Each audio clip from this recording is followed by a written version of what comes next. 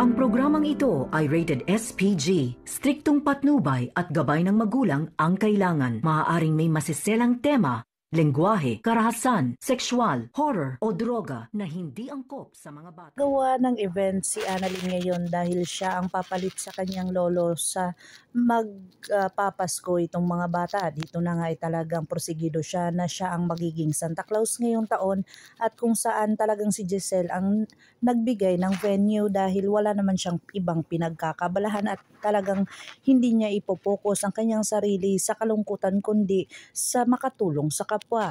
Dito na rin nag-ipon-ipon ang mga kaibigan ni Annalyn at sinabi nila na tutulong din sila dito sa ginagawang event ni Annalyn. Dito na rin ay talagang lahat sila ay nag-ipon-ipon na kung saan nakumbinsi ni Annalyn itong si Justine na talagang mag-perform sila doon sa mga bata. Dito na nga ay talagang tuwang-tuwa itong si Justine at nag-e-enjoy na din si Justine dahil sa talagang kinumbinsi siya ni Annalyn. Dito na natawagan ni Annalyn itong si Giselle kung saan naabutan ni Giselle na nagsasayaw itong si Justine at saka si Annalyn at masayang masaya siya na kumukuha ng video. Dito na nga talaga makita ni Justine na talagang prosigido itong si Giselle na makuha ang kanyang loob at magkabati na sila dahil hindi siya titigilan ni Giselle hanggat hindi siya talagang makukuha o mapapatawad nito.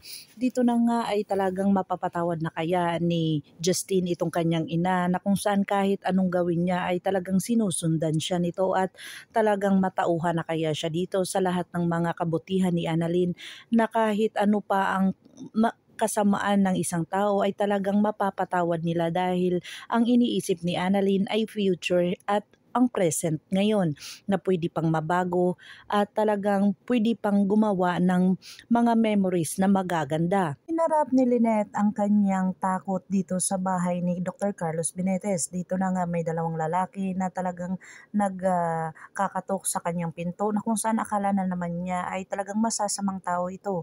Pero dito na nga ay hinarap niya at porsigido siya na harapin ito at binigyan niya pa ito ng regalo. Dito na talagang natutuwa ni Lynette ang kanyang mga ginagawa kung saan akala ni Dr. Carlos Benitez ay talagang masasamang tao ito at ninanakawan sila at lalong-lalo na itong si Jang Susan dahil nakita niya na sinasaktan daw itong si Carlos kaya napatulong na din siya sa pagpapaalis ng dalawang tao. Dito na nagsalita si Lynette ng mga hinanaing niya na kung saan binago niya lang ang kanyang sarili at wala na siyang masasabi at gusto niya nang harapin kung ano ang dapat niyang harapin na takot.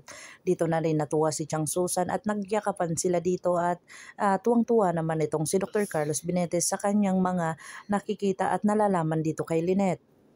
Dito na magbabakasyon si Annalyn at saka si Lynette kasama itong si Dr. Lyndon papuntang Japan. Dito na kaya masaksihan ni Annalyn ang mga ginagawa ni Moira kung saan andun din si Moira at saka si Zoe at talagang makikita niya ang kababalaghan na naman na gagawin ni Moira dahil sa may kakausapin na naman itong kasabwat ni Dr. Carlos Benitez at saka ni Moira.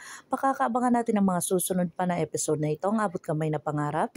If you like my story, please like, share, and subscribe para ma-update po kayo sa mga susunod pa. Yun lamang po at maraming salamat.